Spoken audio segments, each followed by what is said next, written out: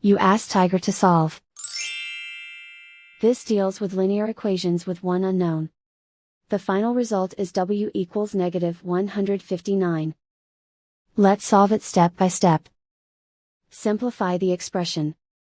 Expand the parentheses. Multiply the coefficients.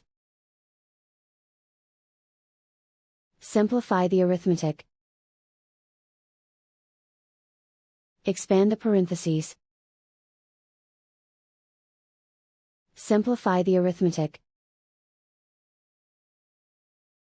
Swap sides. Group all constants on the right side of the equation. Subtract 12 from both sides. Simplify the arithmetic.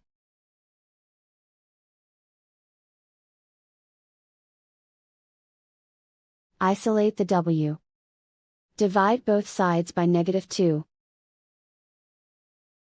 Cancel out the negatives. Simplify the fraction. Move the negative sign from the denominator to the numerator. Find the greatest common factor of the numerator and denominator. Factor out and cancel the greatest common factor. And so the final result is w equals -159.